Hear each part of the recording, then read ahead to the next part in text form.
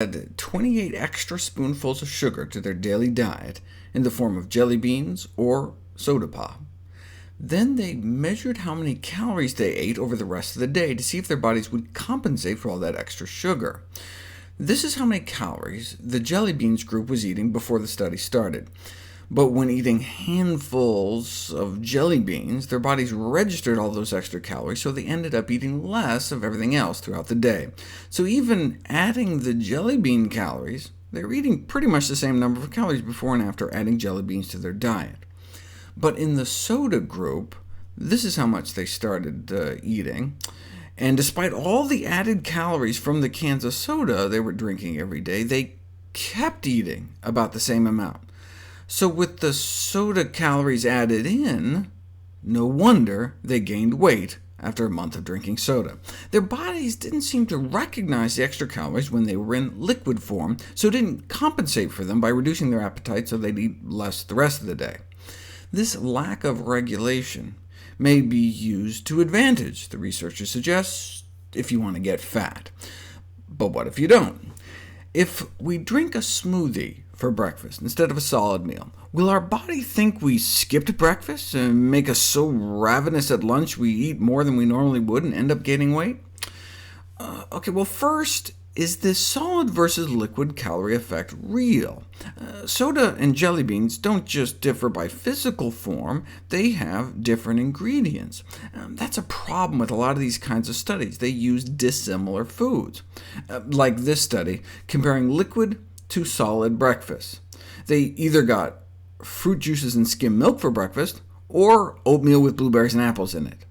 And lo and behold, study subjects were less hungry after the oatmeal. Duh. That may not be a solid versus liquid effect. Those are completely different foods. To test for a solid versus liquid effect, you'd have to use the exact same food in just two different forms.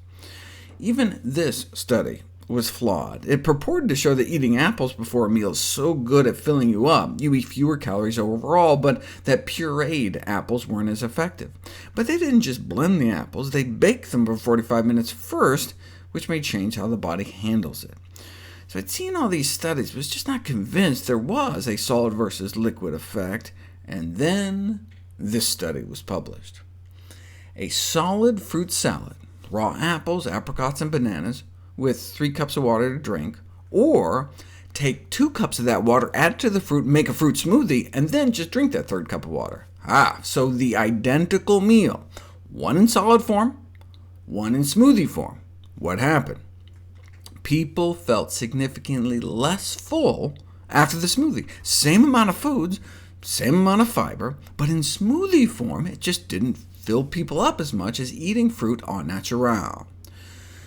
Originally, we thought it was the lack of chewing. The act of chewing itself may be a satiety signal, an I've eaten enough signal.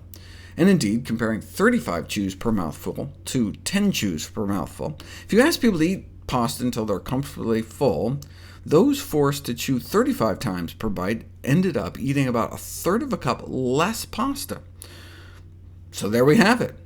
We have the proof of solid versus liquid effect, we have the mechanism here, and as so often happens in science, just when we have everything neatly wrapped up in a bow, a paradox arises. In this case, the great soup paradox.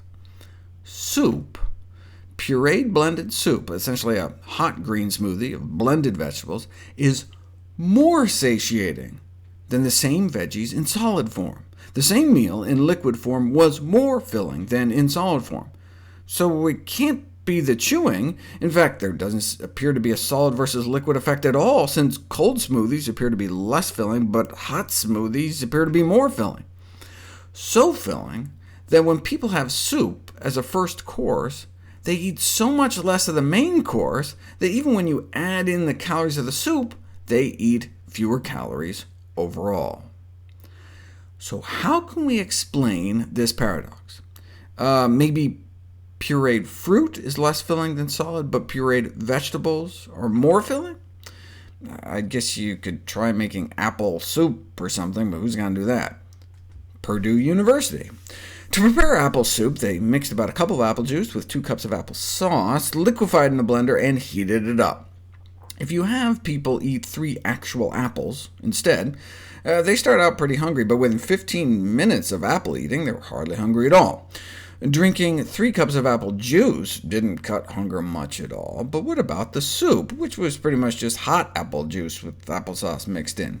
It cut hunger almost as much as the whole apples, even more than an hour later, and even beat out whole apples for decreasing overall calorie intake for the day.